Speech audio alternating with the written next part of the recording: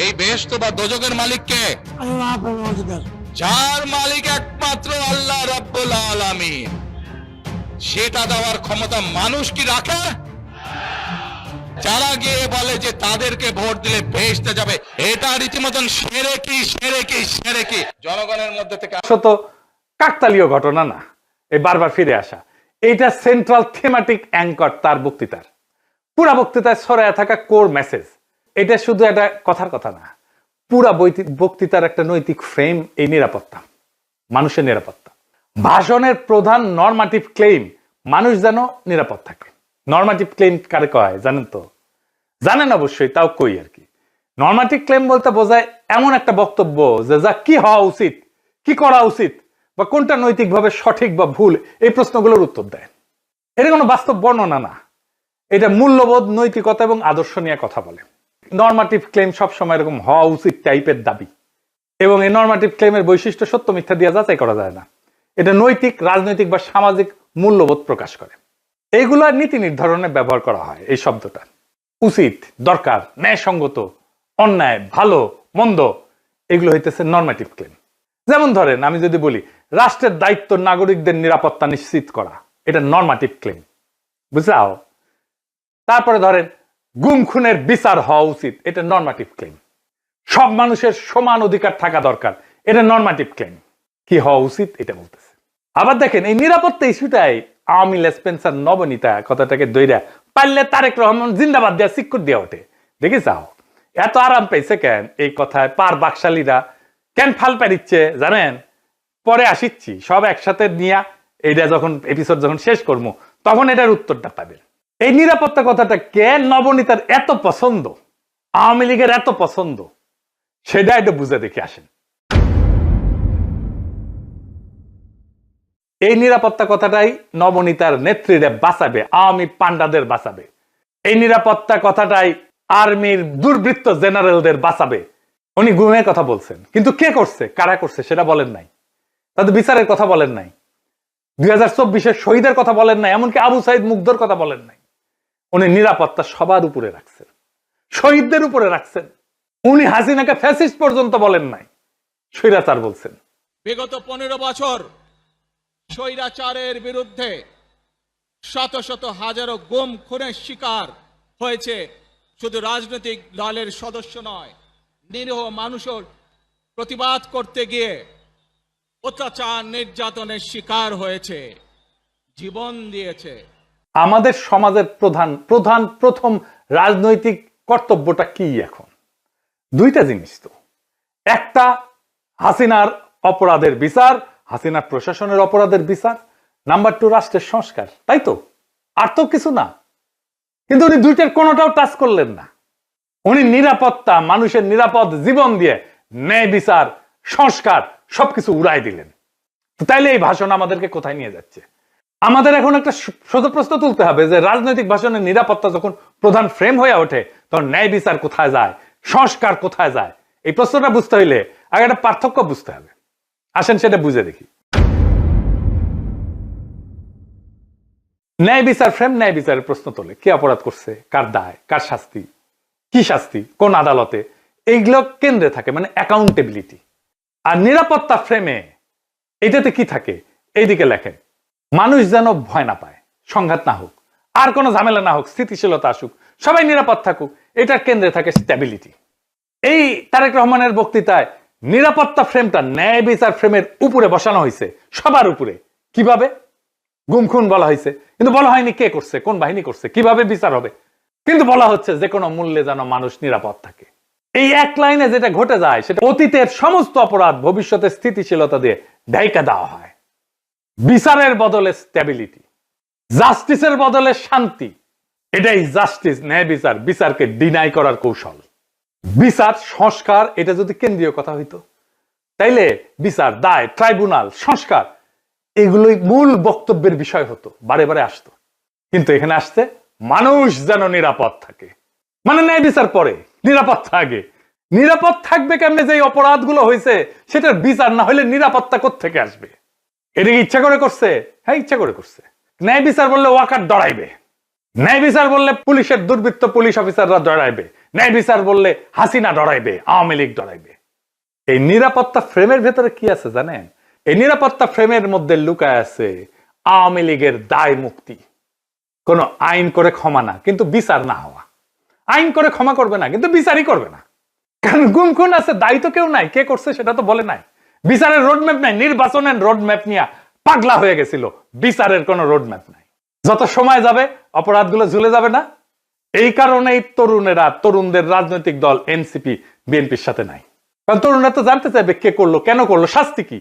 নিরাপত্তার ফ্রেম তারেক রহমানের এই উত্তর দেবে না। বিএনপি আর তার বুদ্ধিজীবীরা বুঝতেই পারতেছে না, ন্যায় বিচারকে পিছাই দিলে ভবিষ্যতের বড় রাজনৈতিক সংকট তৈরি হয়। মানুষ যখন বিচারহীনতা দেখবে নিজের হাতে আইন তুলে নেবে। আর শেষ বিচারে তো বিচারহীনতা কোনো ইনসাফ না। যেই রাজনৈতিক দল ন্যায় বিচারকে স্থিতিশীলতার নামে পিছায় দেয়, সে একদিন স্থিতিশীলতাকেই হারায় ফেলবে। আর একটা বিষয় হইতেছে, উনি বক্তা হিসেবে ভালো না, মানে নো অফেন্স, উনি বক্তা হিসেবে ভালো না। উদ্দীপনামূলক বক্তব্য উনি দিতে পারেন না।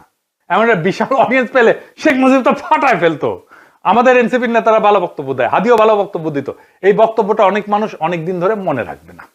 এই বক্তব্য অনেক দিন অনেক মানুষ মিলে শুনবে, এটা হবে না। এইবার আসেন দেখি উনার ফেরার ঘটনা নিয়ে গণমানুষের মধ্যে প্রতিক্রিয়া কি। আমরা তো আগে বুঝলাম এই সমাবেশ কোনো বড় উদ্দীপনা জাগাইতে পারে নাই মানুষের মধ্যে, কিন্তু মিডিয়া যা হাইপ তুলছে তা বিস্ময়কর। এমন তেলাইতেছে, তারে মার্টিন লুথার কিং বানাই দিছে। এমন তেলাইতেছে তারেক রহমানকে যে তারেক রহমান ভবিষ্যতের প্রধানমন্ত্রী কইয়া পরিচয় করাইতেছে। এটা দেখা খুবই বিরক্তিকর। মিডিয়া হাইপ তুলছিল 2004 সালে ভারতীয় লোকসভা নির্বাচনে, ইন্ডিয়া শাইনিং কইয়া বিজেপি নির্বাচনে নামছিল, গোহারা হারিছে। হিলারি ক্লিন্টন কেও মিডিয়া একদম হাইপ তুলছিল 2016 সালে, গোহারা হারছে ট্রাম্পের কাছে। ব্রেক্সিটেও প্রেডিকশন ছিল ব্রিটেন ইউরোপিয়ান ইউনিয়নে থাকবে, থাকে না। এটা মিডিয়ার প্রেডিকশন ছিল। মিডিয়া ফ্রেম করতেছে তারেক রহমানকে ভবিষ্যতে প্রাইম মিনিস্টার হিসেবে, এটা হবে বিএনপির জন্য ডিজাস্টার। ঐতিহাসিকভাবে প্রমাণিত যে জনগণ মিডিয়ার ভুল বা বায়াস প্রেডিকশনকে কেবল ভুল হিসাবে পাঠ করে না, তারা এটাকে ম্যানিপুলেশনের চেষ্টা হিসেবে বোঝে। 2016 সালের নির্বাচনের পরে পিউ রিসার্চ সেন্টার ধারাবাহিক জরিপ করছিল, এখানে বলতেছিল যে মিডিয়া ট্রাস্ট কনজারভেটিভদের মধ্যে এইটা ইতিহাসের সবচেয়ে নিচে নামে আসছে। মিডিয়ার ট্রাস্ট, মিডিয়ার বিশ্বাস। এবং অনেক তথ্যদাতা সরাসরি বলছে যে মিডিয়া আমাদেরকে বলার চেষ্টা করছে যেটা হবে, এবং তারা ভুল বলছে। এটাকে এজেন্ডা সেটিং হিসেবে মানুষ দেখে, মিডিয়া কভারেজ হিসেবে দেখে না। ফুকুয়েটারে বলছিল যখন জ্ঞান বর্ণনা না করে মিডিয়া নির্দেশ দিতে চায় জনগণকে, তখন তা ক্ষমতায় রূপ নেয়। তারা তারেক রহমানের ক্ষমতা তৈরি করতেছে, মিডিয়া ক্ষমতা, ভার্চুয়াল ক্ষমতা তৈরি করতেছে। আর হান্না আন্ড্রেড বলছিল যে এমন ক্ষমতা জনগণ নীরবে সহ্য করে না, সে প্রত্যাখ্যান করে। তাই বহু নির্বাচনে আমরা দেখি জনগণ ব্যালট ব্যবহার করে কেবল কোন প্রার্থীর বিরুদ্ধে না, ভবিষ্যতে আগেই লিখে রাখা মিডিয়া ন্যারেটিভের বিরুদ্ধে প্রতিশোধ নেয়। বাংলাদেশের জনগণ এই যে তারেক রহমান আগামীর প্রধানমন্ত্রী, এই মিডিয়া ন্যারেটিভের বিরুদ্ধে প্রতিশোধ নেবে, লিখে রাখতে পারেন আজকের কথা। তারপরে ধরেন পাবলিকের যা হয়রানি হয়েছে দেখেন একটু। দেখেন কি পরিমাণ লোক এয়ারপোর্ট থেকে সবাই লাগেজ মাথায় করে কিন্তু বের হচ্ছে। দেখেন, আপনারা দেখলে অবাক হয়ে যাবেন যে শত শত না হাজার হাজার লোক আটকে পড়েছিল, যারা প্রবাস থেকে বাংলাদেশে আজকে আসছে বা কালকে রাত্রে যারা আসছে বের হয়ে যেতে পারছে, আজকে যারা আসছে সহজে কিন্তু সকালবেলা বের হতে পারে নাই। এখন তারেক রহমান সাহেব বের হয়ে গেছে, সবাইকে বের হওয়ার ব্যবস্থা করছে এবং সবাই বের হয়ে যাচ্ছে। আর একটা হয়রানি দেখেন পাবলিক কি করছে।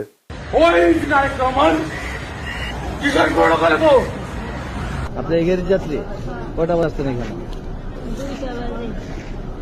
আপনার অনুভূতি কি? মানে এই যে 2টা বাজে আসছেন, এখন 6টা বাজে। খারাপ লাগছে, মনে হচ্ছে লোকটাকে পারে ঢুকা দিতে।